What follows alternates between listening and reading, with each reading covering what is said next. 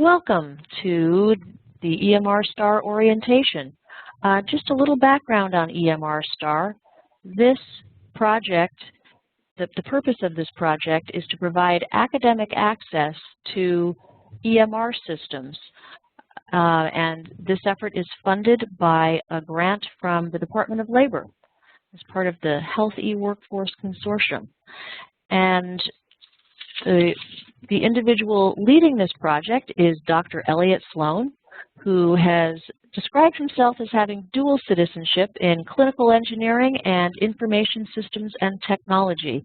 He has got decades of experience in IT and health IT, and he will tell you a little more about EMR STAR. Thank you, Margaret, and welcome to the faculty to this orientation on EMR STAR. Hopefully you can see the agenda displaying. Margaret, is the agenda displaying now? It's not. You'll need to do share desktop, Elliot. That's fine. How about now? Yes, there it is. Okay, so let me quickly review the agenda so that everybody knows what we're going to talk about. We're going to give sort of an overview of the system and what EMR STAR is about. We'll talk about the EMR applications we're going to have online this fall for the faculty and learners. Talks about some of the infrastructure requirements for the courses, and then I'll take you through the training curriculum. And there are a number of lessons we've stacked together. We have a series of assessment exercises, and then we'll open the floor for some questions and answers. When we're done, we'll be joined by Roger Adams of Bellevue College, who will tell us about the EMR STAR community wiki that has been put together.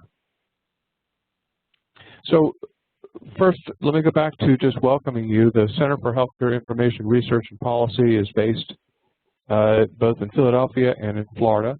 And we are an educational and research organization that works to improve the application of health technology and electronic medical records to patient care.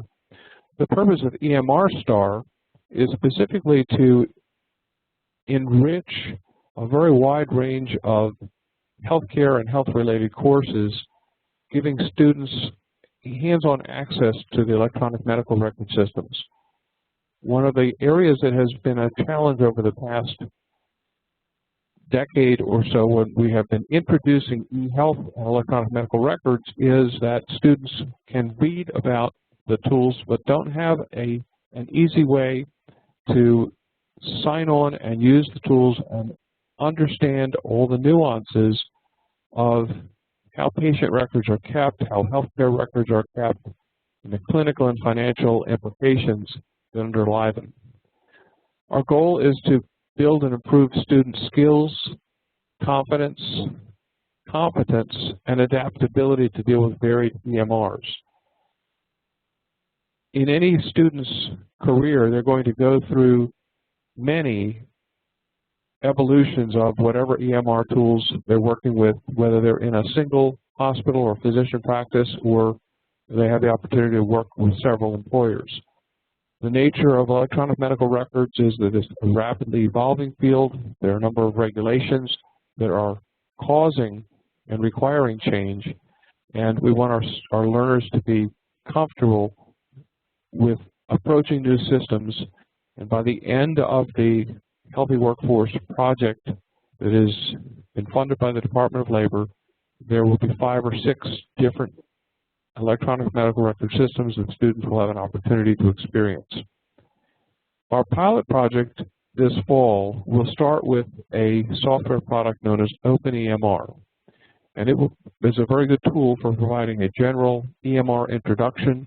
It's based on a fundamental physician practice model. It is widely adopted in actual physicians' offices, and it is an excellent training and production system. In the late fall, we'll be adding the Veterans Administration's VISTA software And that will allow us to introduce hospital EMR processes. And in particular, we'll focus on the core Computerized Patient Resource System, or CPRS. So let me start with that. Let me start with OpenEMR, and then we'll move to some of the lessons and the exercises.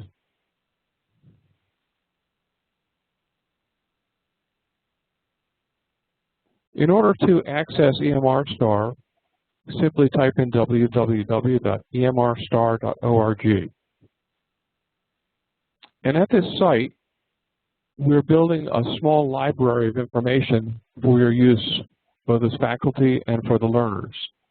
These links are not all correct at the moment, but we're working on adding in information about the products, for example, homepage, wikis, user manuals, Wikipedia background, a considerable amount of available tutorial information, and then we're beginning to prepare information for the VISTA system and information that we'll be adding later in the fall. For you or your students, in order to enter OpenEMR and the library of virtual classrooms, simply click on this first link, log on to your site. That will open up a large number of potential sites, and each faculty member is going to be given a file that has all of the students' IDs and passwords, as well as 2 faculty IDs and passwords and a number of facility or support IDs and passwords that we'll use to make backups for each of your courses. If you've been working with the system over the summer, we've retained in the middle here, Site 1 through Site 10 are the same training courses that you've perhaps been using for building test modules or simple exercises for your students. For the Northern Virginia Community College, we have allocated 5 of the courses, 6 of the courses. So course E1003 through course E1008 are initially allocated. Courses 1003, 4, 5, and 6 are each set up with 35 passwords in each system, 35 students and passwords and 2 instructors. Courses 7 and 8 are set up with 25 students for the additional courses. Just to take a brief segue, I'm going to change to the listing that has those passwords and talk a little bit about how they're laid out.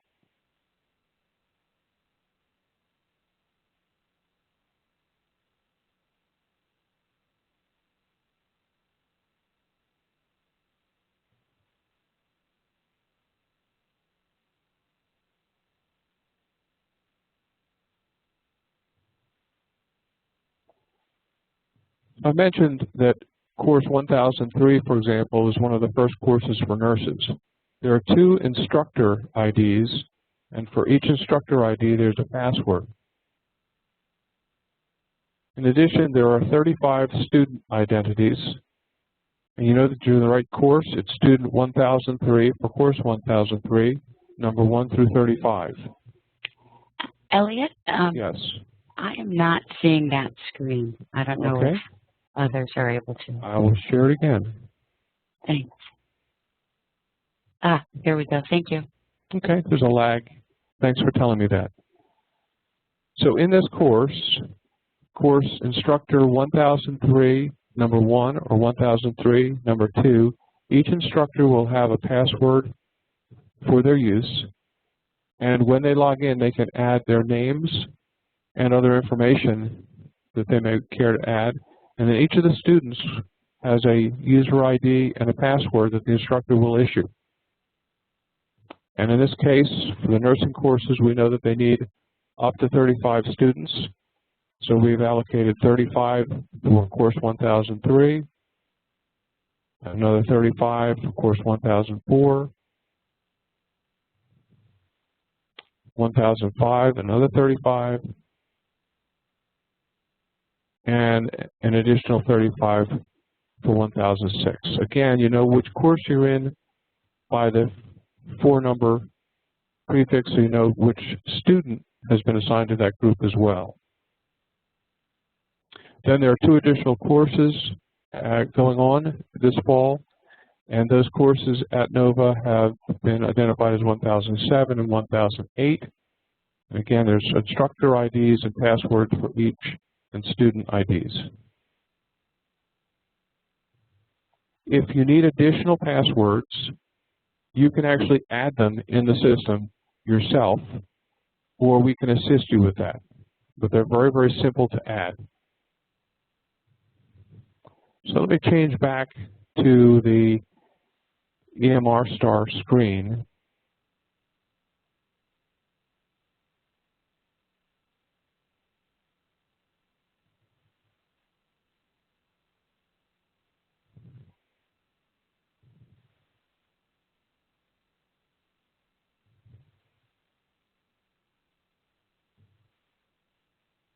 Margaret or Nicole, is that displaying now? It is, Elliot. Okay, we're back, yeah, to the Access Resource site. That's terrific. So again, the nursing courses are going to be 1003, 4, 5, and 6 because they've been pre-provisioned with 35 students each, and then 1007 and 1008 are additionally for the smaller courses at NOVA this fall. I'm going to use course 1020, the 20th instance, for this demonstration in order to ensure that there is no confusion and that I don't accidentally change any of the data for the courses that are about to begin at NOVA. I'm going to use one of the instructor IDs from course 20.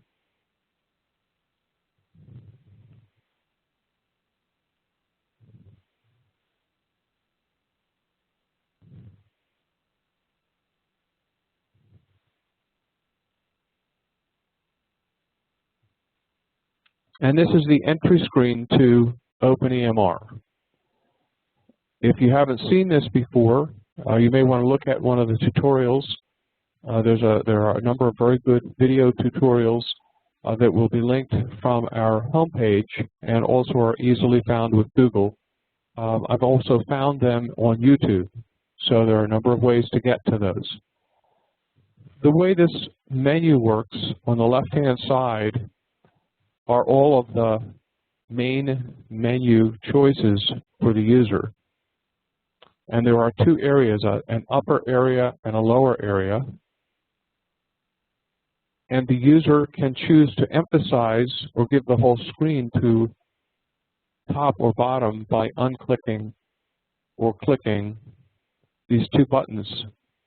So if you only want to see the top information, if you need the entire calendar, for example, you can delete or suppress the bottom portion. And you can also go down with your cursor and make adjustments to make the area bigger or smaller to make it easier to use the system.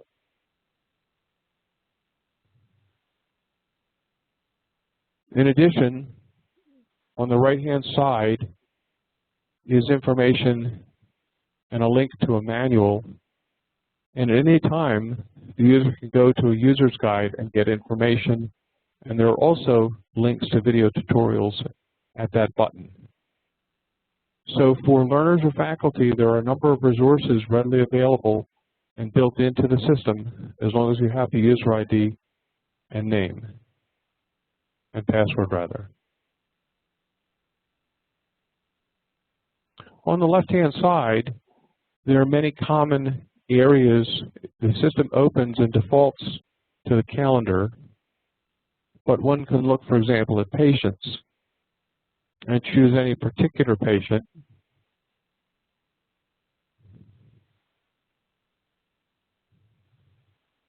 And these simple test patients are pre-configured with very basic demographic information, simple examples, and they can be manipulated by the user as part of an early exercise or practice. Now, one point that I'll make is that all of the students in a particular course are going to be looking at the same patient. So if they change the name or address, it will affect everybody. So our exercises are set up based on simple names like Normal Norman, and the fact is that everybody can't do that same patient. So in a few moments we'll talk about how students can make up their own patient identities so that they can do these exercises separately but simultaneously.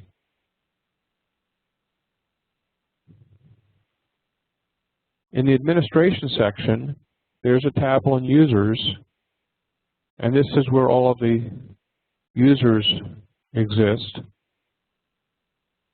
And if one had to create a new student, student 26, a faculty member can simply add in a new student.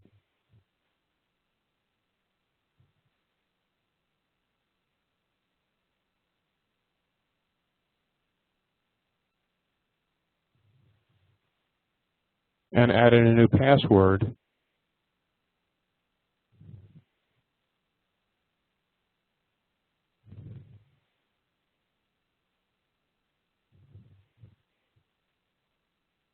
And call this person student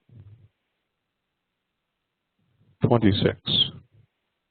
These asterisks indicate these are the required fields, and those are the only required fields.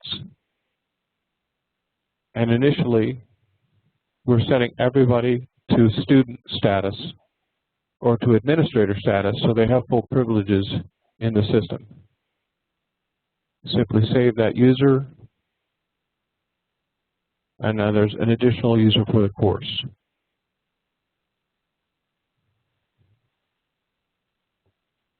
While we're here, I'll also point out that we can change that role of that person to be a front office person, for example, merely by changing the access control and saving it.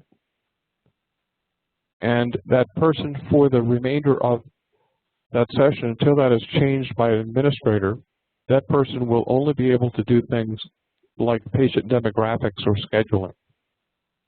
They'll be able to get names and addresses, enter information from the insurance card, and schedule the patient, but they won't be able to look at any clinical information. That's an important aspect, as you may know, from Security and Privacy and the HIPAA, the Healthcare Portability and Accountability Act, Healthcare Information Portability and Accountability Act.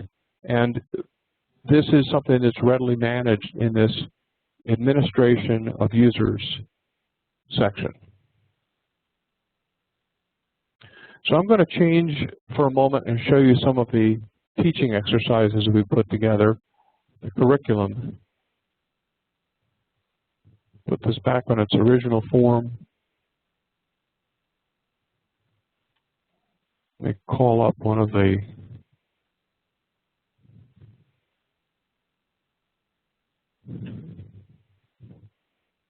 and I'm going to change over to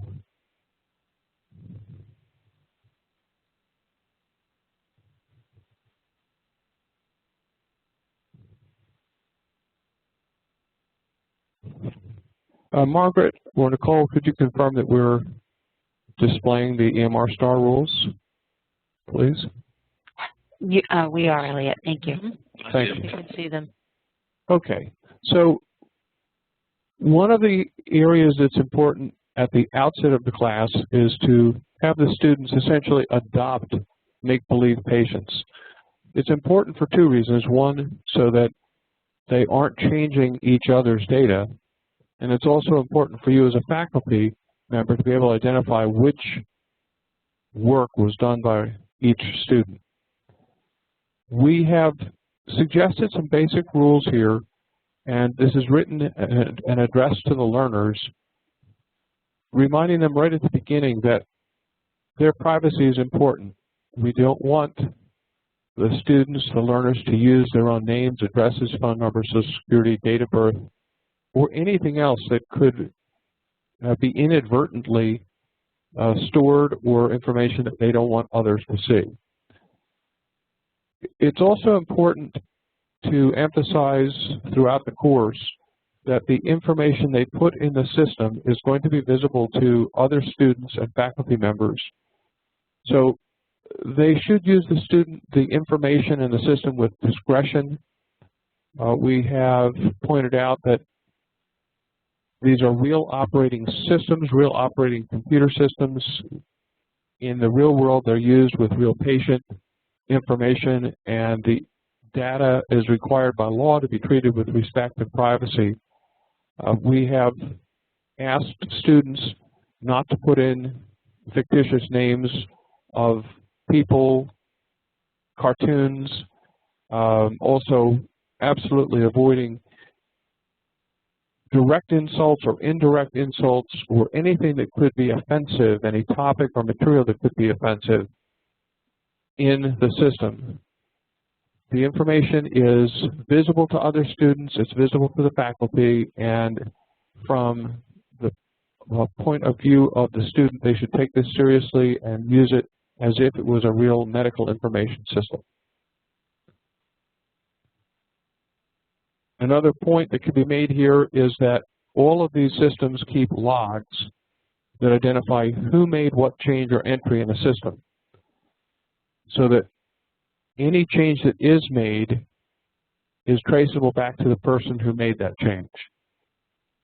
So as a habit and as a sort of a hygiene of using these systems, it's important for people when they're using them, when they're using electronic medical record systems, to treat them with respect.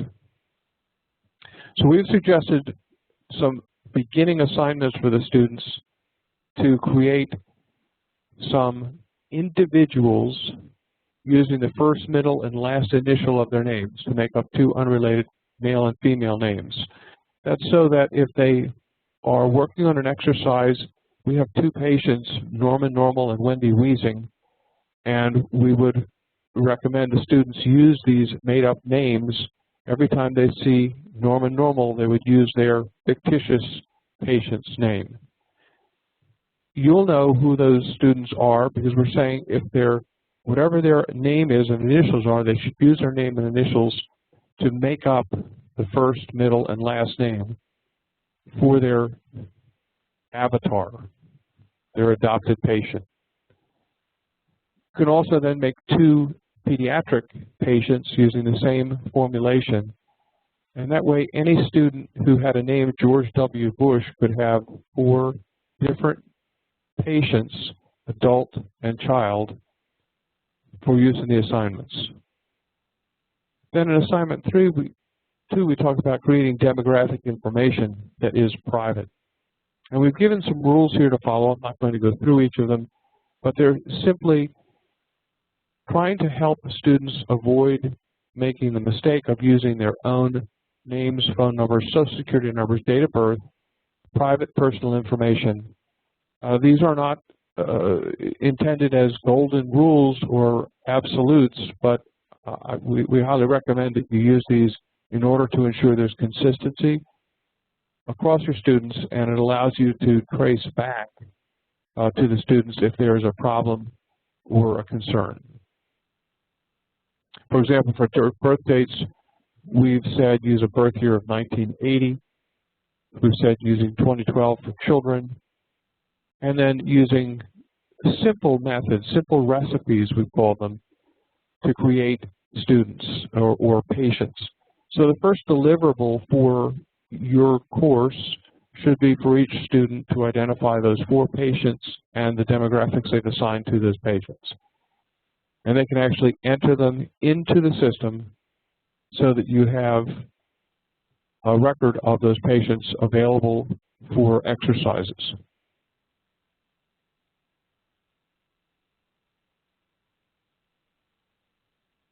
Well, let me shift to the first actual lesson that we put together.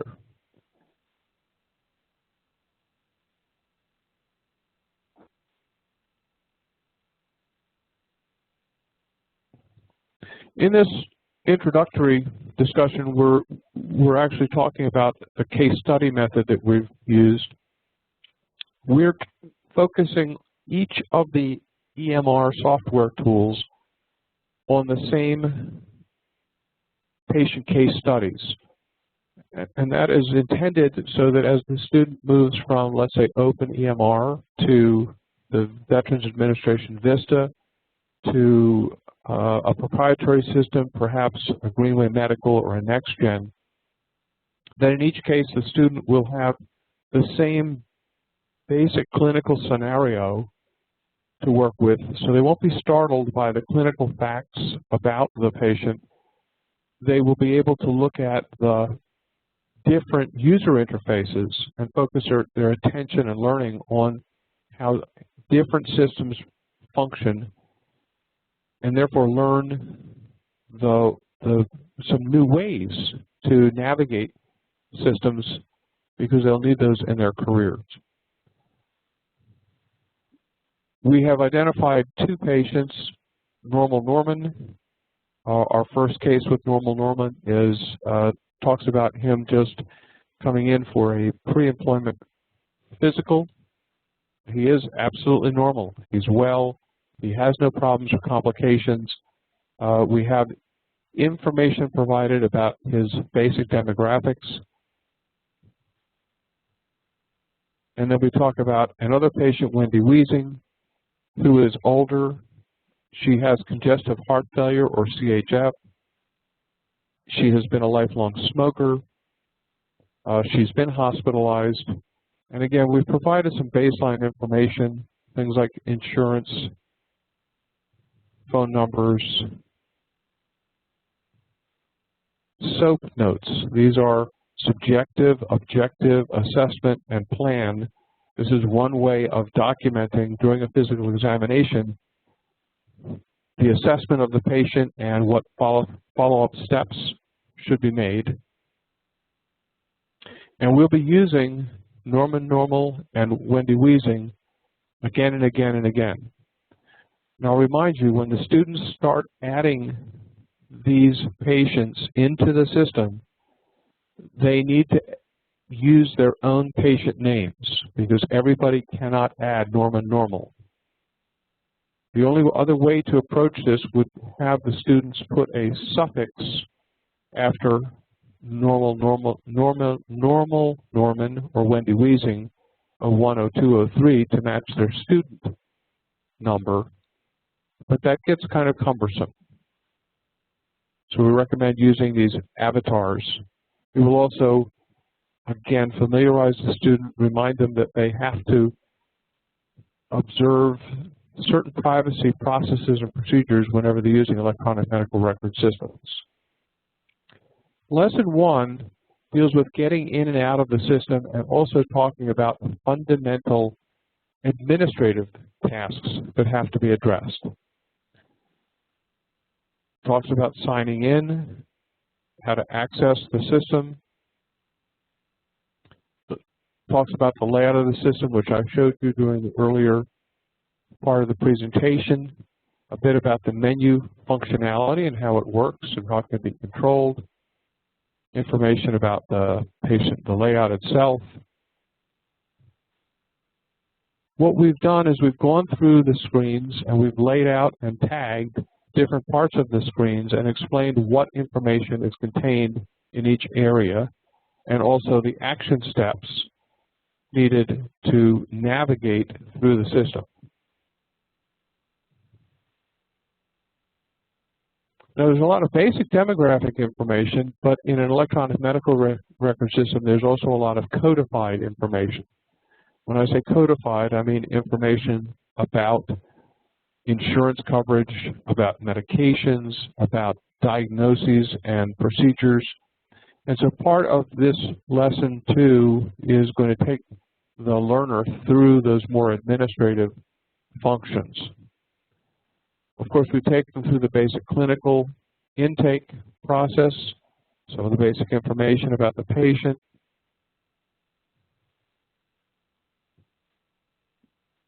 past history and background, information about the visit itself, how to deal with fees, including the fee sheet, the payment. So again, all of this is A critical background to any electronic medical record system. This example is taking the learner through the details of how OpenEMR approaches that. When we move to Vista, we'll show a completely different approach to managing this kind of information.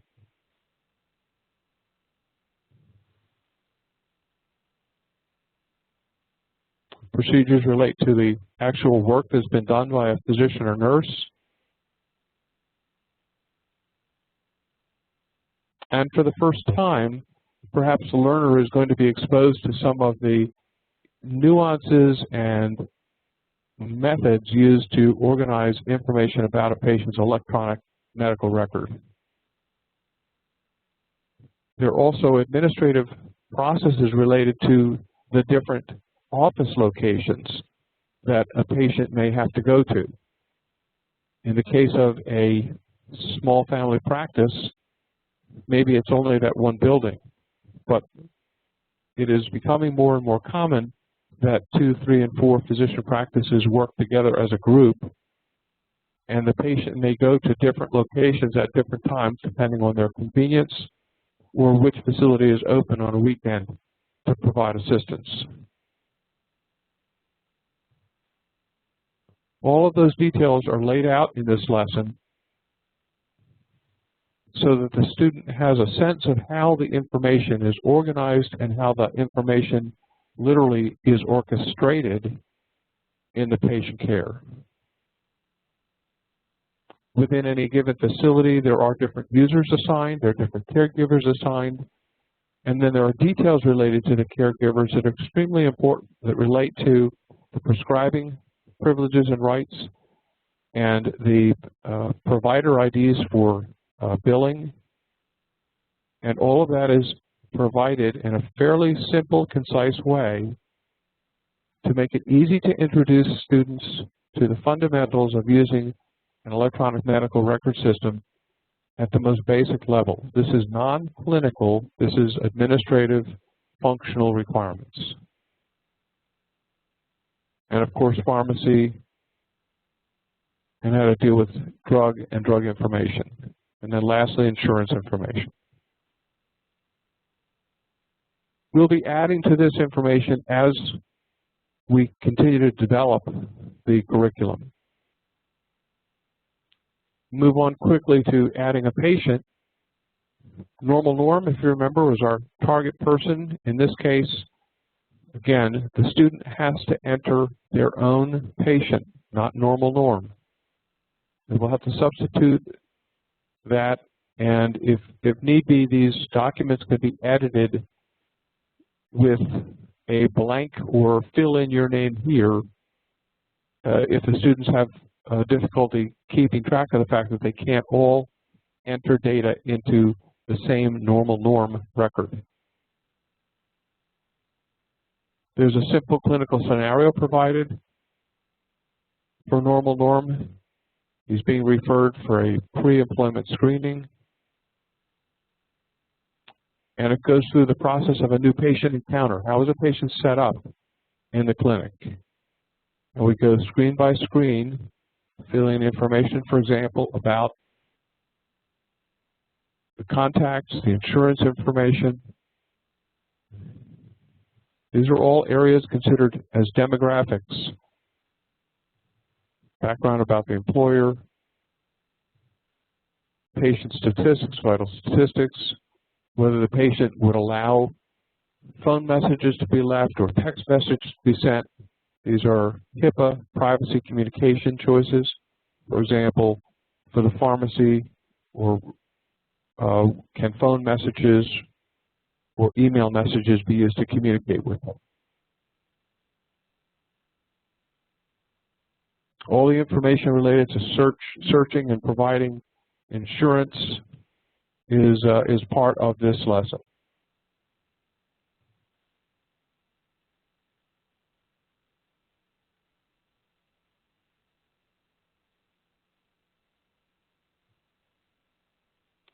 Now, once normal norm has been taken into the practice, there is a clinical visit that occurs, and there's information about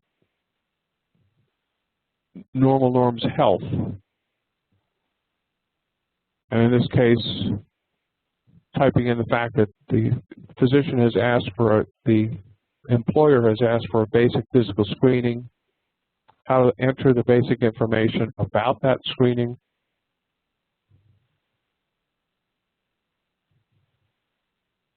where and how to add vital signs information during the visit, etc. Now, for each of these tasks, the faculty have several choices. They can ask the students to print or PDF the final information. For example, here's the vital signs added in. This can be printed. It can be done in a print screen format. It can be done in a simple report format.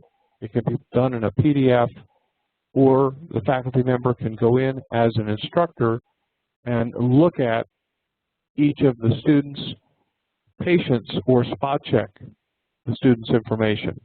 Again, there's another reason why each student can't be entering normal norm.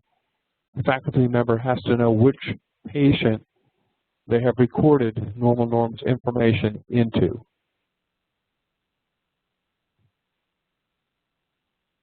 And then finally, there are some assessment tools that are available.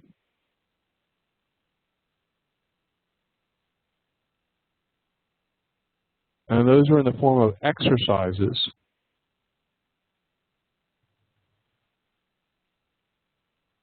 And those are somewhat exploratory exercises. Instead of these being guided tasks where the student is given all of the information and shown where to type the information, these are skills-based assessments, and they may require some research with the online resources to help explore certain information. So there is a scenario that is provided. And again, we have normal norm, but in this case, normal norm is going to have some drug and alcohol testing, and he has some complaints. All the background information is provided by the pharmacy, about the insurance carrier, and all of this has to be added in by the student for this patient. There are vital signs provided. All of this, again, has to be annotated by the student. The subjective, objective. So the objective information here, past medical history, medications, family history, social history, and then the assessment. What has the clinician assessed from that visit? And then the plan, what has to be done.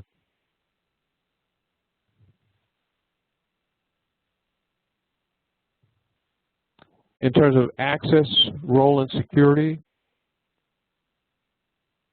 with that same patient, the student can go in and change their authority to different authorities, or they can look online at users and change and look at how that user sees that patient.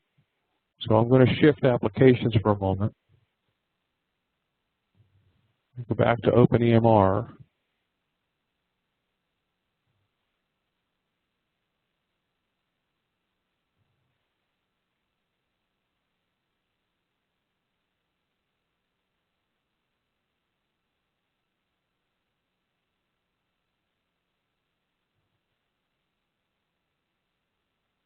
And if the student goes to the left margin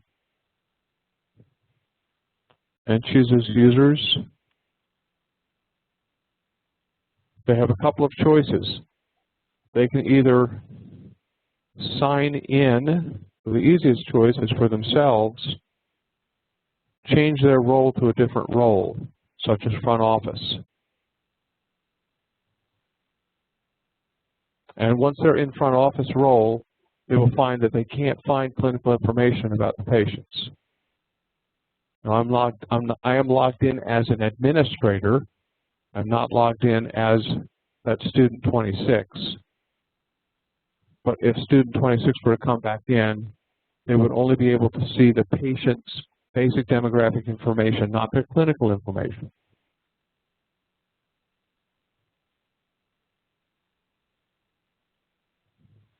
We'll return to the exercises.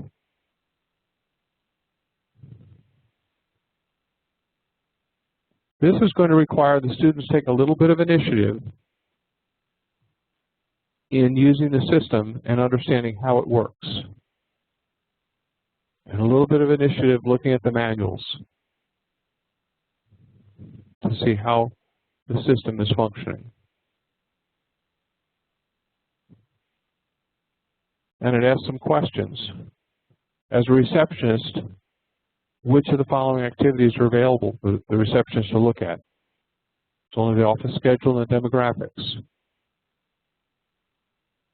An accountant can see the results, medical problems, and signs, because the results are the basis of billing, but they can't learn about the patient's demographic information. Clinicians can see everything.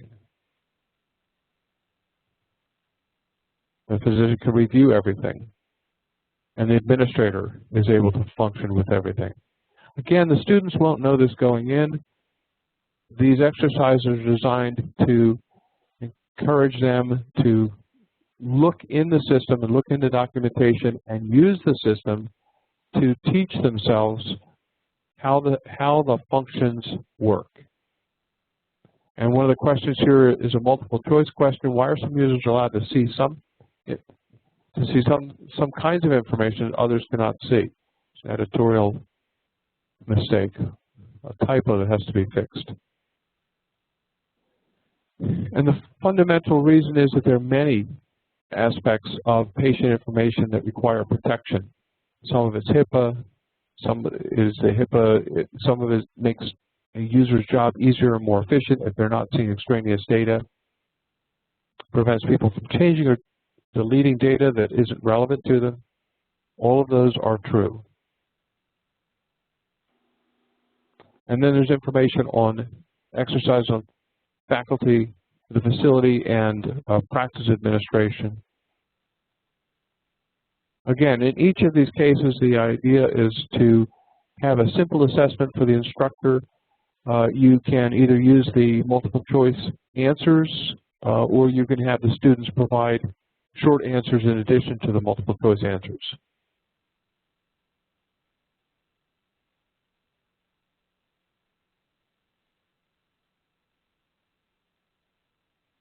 So I'm going to return to the agenda now.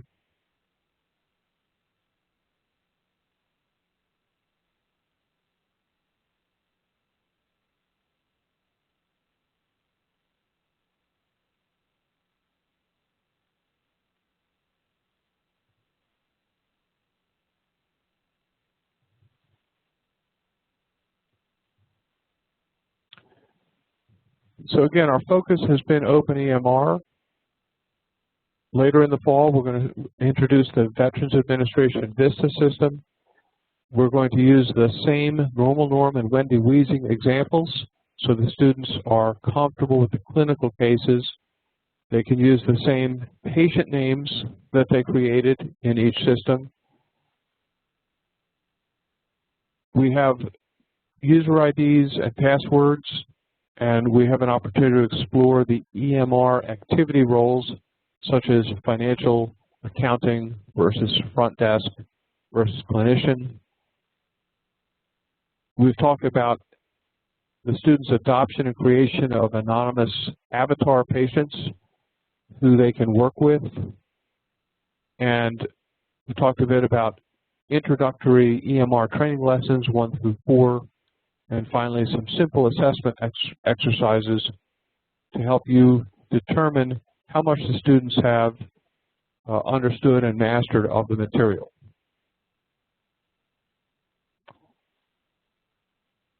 Why don't we take a pause and open the floor for questions? There may be things that I omitted or that Margaret or Nicole would like to have emphasized.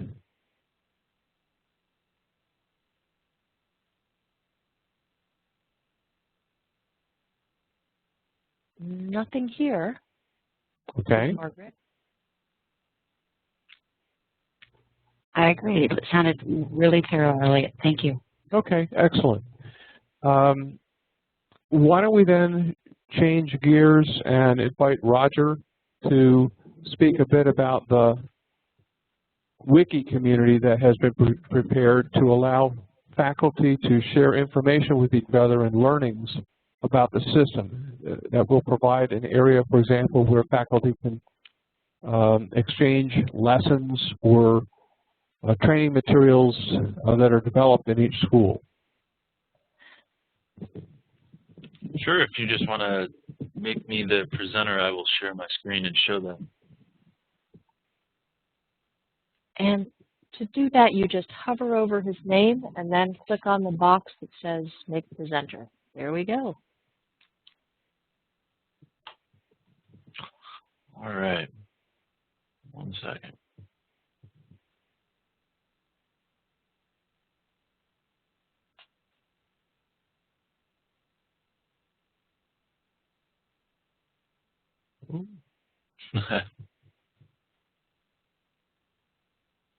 All right, so this is the EMR STAR Wiki I've set up.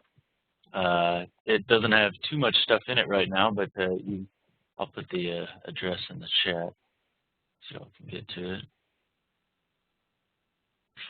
And as I said, there's not much content on it right now. This is just kind of the landing page and a nice little graphic I've put up here. So when you go to the page for the first time, you'll need to create an account if you'd like to edit. I believe you can edit anonymously as well, but I think we'd all prefer to know who's making the edits so we can track all the changes and everything.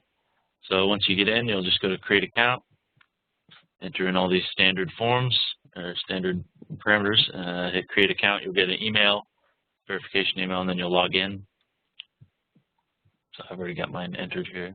That's what it is. Okay, I'm now logged in as Roger. The only page that's really created right now is a sort of just a template for a frequently asked question. And this is a question I found, I believe, on your site, Elliot. But so you go here, you click Edit, and you just edit away. Once you're done, you can do a preview before saving it, or you can just hit Save Page and you can take a look at it.